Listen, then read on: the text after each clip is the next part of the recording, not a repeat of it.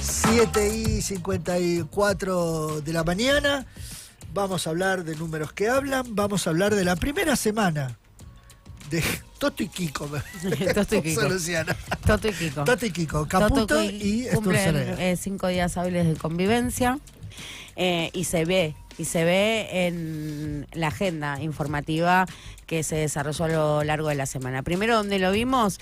Bueno, en el caos que se generó en el sector energético a partir de la resolución sobre Camesa. Sí. ¿Por qué? Porque básicamente acá hay dos bandos. Bando Sturzenegger, Cavallo y esa línea, a la que responde Eduardo Rodríguez Chirilo, secretario de Energía, y el secretario en las sombras, que es Carlos Bastos. Sí. Contra la otra banda, que es básicamente Caputo, y allí el flamante viceministro de Economía, Daniel González, un tipo que viene del sector petrolero. Perdón, ese Bastos estaba con Menem, ¿no? Claro, Bastos fue Me acuerdo el de entrevista alguna proceso de privatización del sector energético en la década del 90. Esa es la línea. También ahí acampa Demian Reidel. Demian Reidel, que ya lo llaman el satán de todo esto. Demian Reidel, que voy a decir se llama Demian por Germán Hess, digo, esas vueltas de la vida.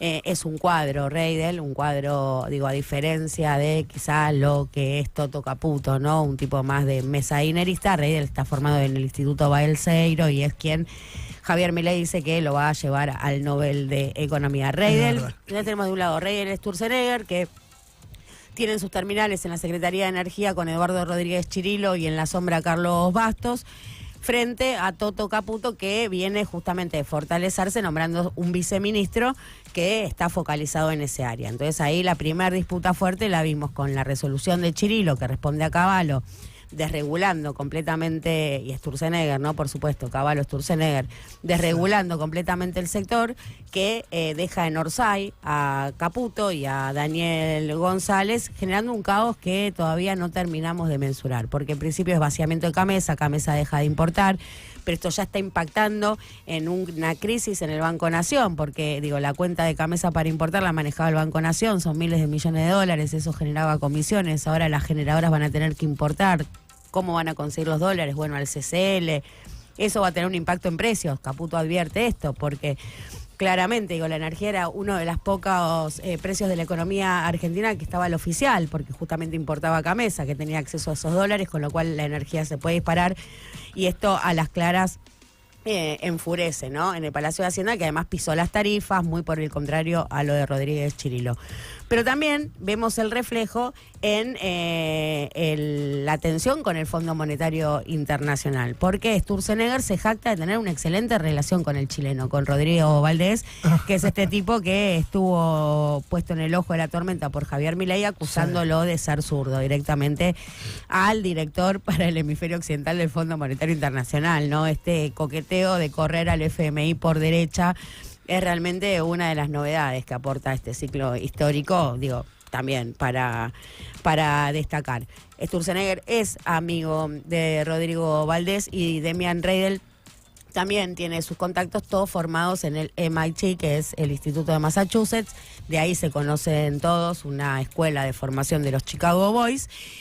Entonces, ahora la idea es correr a Caputo de esas negociaciones. Y por eso Caputo sale a decir, estoy hablando ya con el Fondo Monetario Internacional, tiene más que ver con un mensaje interno. Bien. Que hacia allá. Pero el Fondo Monetario Internacional recoge el guante y dice, a mí no me metan en el quilombo que tienen ustedes, resuélvanlo.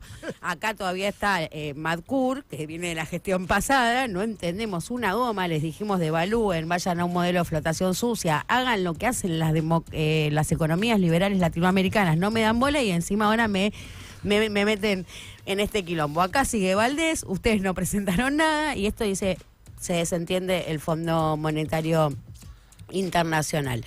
Pero la idea sí, efectivamente, es correr a Caputo de esa negociación y que de alguna manera la asuma Reidel. Ahora, y Javier Milei, ¿cómo juega ahí en esa interna? Bueno, Javier Milei juega en esa interna yéndose al campamento de los multimillonarios.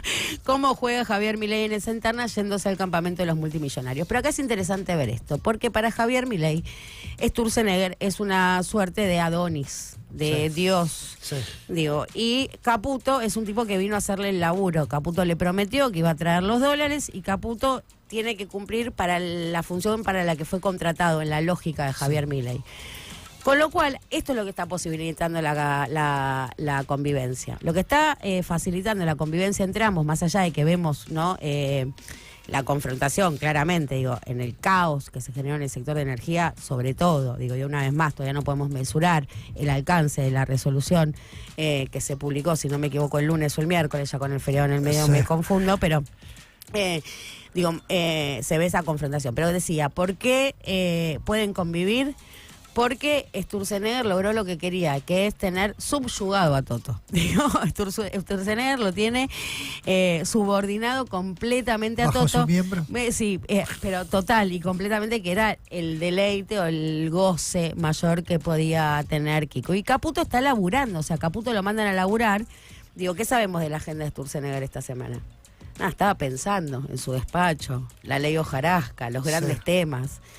Lo estructural. La ley Paloma. Para eso también digo, y con Reidel ahí siendo su frontman. ¿Y Caputo qué estaba haciendo? Caputo tuvo que recibir a las entidades del campo, recibir a las automotrices, recibir a las alimenticias, todas con problemas, no es que van ahí, digo, esto de que una reunión para pensar el futuro de la Argentina, no, van con reclamos concretos, apretarlo, lo apuran, le tiran toda la carrocería encima, se le dispara el dólar blue. Caputo está laburando, tuvo que ir a Tucumán, se recontracagó de frío, no es un tipo que esté acostumbrado a ser sometido. Toto no está acostumbrado a que lo sometan. Se avejentó en 6 meses, yo lo venía diciendo, viste que te digo, está agotado ese chico. Bueno, pero ahora se fue con Milei al campamento.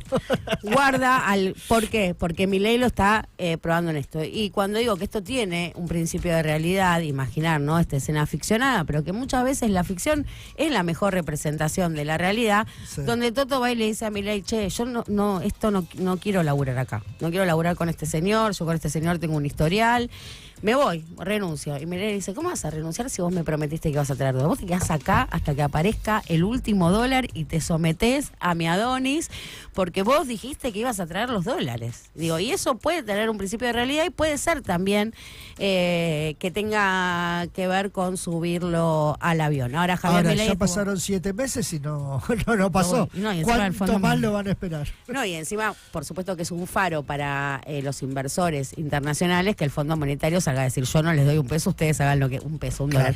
Yo no les doy un dólar. Ahora, si ustedes se la juegan, ¿quién se la va a jugar si no te da dólar el fondo? Claro. Digo, que el prestamista de última instancia, que es el rol que cumple el Fondo Monetario Internacional, a partir del acuerdo de Bretton Woods, el prestamista de última instancia, diga, yo no te rescato, bueno, es un signo de que no te rescata nadie, de que no te rescata nadie. Ahora bien, ya digo, suena cada vez con más fuerza, ¿no? Esto de que el gobierno fracasó. El gobierno fracasó en su programa, suena cada vez con más fuerza, cada vez más reconocido por ellos mismos. En el entorno de Milei hablan de esto, dice, las reformas estructurales hay que llevarlas adelante en los primeros 7 meses de gobierno, lo que no hiciste en 7 meses, muy difícil puedas hacerlo después. Y ahí la foto, ¿no? No pudiste privatizar Telam, venías a privatizar todo, venías a destruir todo y 42 no pudiste, empresas. Y no pudiste privatizar Telam. Telam. Y ahí en la TV pública. Que iban a hacer una torre. Bueno, pero esa era más complicada. Difícil, claro, Telam era y bueno, pero... Claro, Telam era venía Manu Paul, ponía la vida y ya estaba. Ni siquiera venderla, ni siquiera venderla, dentro de lo que son la planta o la nómina salarial tampoco era tan alta, no que tenían sueldos exorbitantes. Eso es la muestra del fracaso, ¿no? Sí. Del fracaso del gobierno. Ahora, ¿cuánto se puede sostener la agonía? ¿No? Es la pregunta que nos hacemos todos también. Claro. Pero bueno, interesante ver que en esta primera semana de convivencia de estos dos personajes, que más allá del encono personal, tienen grandes diferencias en cuanto al plan, ¿no? No hablamos de programa económico, no hablamos de modelo, hablamos de plan, porque es así, no hay modelo, no hay programa, hay plan, y tienen grandes distancias. Bueno, lejos de zanjarla, vemos a un Toto subordinado al deseo de Sturzenegger de ponerlo a laburar, a correr en la cinta, sucesivas reuniones, tuvo que ir a Radio Mitre, o sea, que un ministro de Economía vaya al estudio, ¿no? Porque una cosa es dar una telefónica y otra cosa es ir, porque también suelen recibirlos en sus despachos. Sí. Que vaya a Radio Mitre, al prime time radial, a conceder una entrevista de casi 1 hora habla de una necesidad de ese funcionario, siempre y en todos los casos. Vamos a hacerle una prueba, Caputo. Lo vamos a invitar al streaming de los viernes, mano a mano con Fernando Amato. Si viene, es porque... No me nombres, Amato. A mí no me nombres. De todas maneras, quiero decir esto. Digo que me costó mucho verbalizar en el transcurso de estos días. Y me quedó también, ¿no? Y creo que esto tuvo mucho que ver Lorena Álvarez. Toto es el bueno. Yo no lo puedo creer. Toto es el bueno. ¿Te diste cuenta que yo venía apoyándolo? Es el laburante. Esta semana me cayó bien. A ver, mirá de dónde estamos paradas, que no me cae tan mal. Me costó muchísimo verbalizarlo, pero pude. Y bueno, el tema es cómo termina eso, ¿no? Porque es lo que vos decís. A mí, yo me acordaba ahora mientras vos hablabas que durante el gobierno de Alberto Fernández, y con razón, se hablaba todos los días de las internas que había en el Frente de Todos y que eso no dejaba avanzar al gobierno porque estaba el ministro de Economía que pensaba una cosa, el secretario de Planificación que pensaba otra, el otro. Pasaba eso, ese internismo en el gobierno de Alberto Fernández. Ahora, es curioso que no se esté hablando de renunciaron 50 funcionarios, nada funciona, todo, no le sale una, o sea, como decía ella, ni Telam. Y eso no es, o sea, no es como un miedo al desgobierno, digamos, porque lo que hay es un desgobierno. Bueno, la verdad es que no sé si te referís a la sensación de las mayorías, ¿no? Una vez eso, más. sí, Digo, sí, bueno, lo sí, que pasa sí. es que están muy alejadas. Decíamos, ¿no? Hoy se va a conocer el dato de la inflación de junio y el malestar que genera que sea un viernes a las 4 de la tarde, donde después tenés que elaborar todo el análisis, porque un viernes altera el cronograma habitual del INDEC, y sobre todo cuando no le importa, digo, a la mayoría no les importa cuánto de ese numerito, ¿no? Porque las sensaciones realmente se ve día a día en el bolsillo. Entonces sí, es cierto. Bueno, entonces, ¿qué tenemos? Bueno, un círculo rojo, que eso que se define círculo rojo, que alcanza a las personas que tienen grado de información o que están en el sub y baja de la cosa pública, creo que sí lo interpretan y lo interpretan claramente, como te decía, mismo desde el entorno del presidente ya saben que el gobierno tiene el boleto picado y lo reconocen así, abiertamente. Lo que no pudimos hacer en 7 meses difícilmente lo podamos hacer ahora. Fracasó en su ideario. Ahora bien, esto no significa que no se pueda sostener hasta el final del mandato, porque una vez más los números tienen esa particularidad que los podés torturar y te cantan lo que vos quieras, confiesan lo que vos quieras. Así como cosita, ¿no? Los números no están dando, no están cerrando. Pero me parece que el tema de esto de los viajes fuera... ¿Viste el chiste de decir, pero Sí. mira lo que no está dando y lo que va a terminar molestando? Sí. Es que estamos en una crisis demasiado grande para estar paseando. Sí, después veremos, porque si esta tarde la inflación es mayor, que es lo que parece que va a pasar, al mes pasado, y bueno, ahí al gobierno se le acaba un tema que es el único que habla todo el tiempo, de que estamos frenando la inflación, porque ahí va a tener un... Se le agota, sí, claramente hoy se va a ver un freno de la desaceleración, así y todo. Bueno, ahí están divididas las aguas, ¿no? Porque uno puede pensar, digo, pagó un costo carísimo la política antiinflacionaria a costa de esta brutal recesión, con lo cual uno podría inferir que es el único número que le podría dar medianamente bien, así todo va a chocar contra la pared del 4%. ¿Por qué? Porque ese 4% en el que está estacionado el fenómeno inflacionario, más menos 2, 4... Sí, porque los números no son tan exactos, sí, pero claro, el fenómeno inflacionario en la Argentina lleva 6 años estacionado entre el 4 y el 6. Sí. Por un componente inercial, que es que todo aquel que puede cubrirse del 4 venidero o del 6 venidero lo hace con anticipación, entonces te va traccionando ese 4,6%. Claro. 4,6% mensual.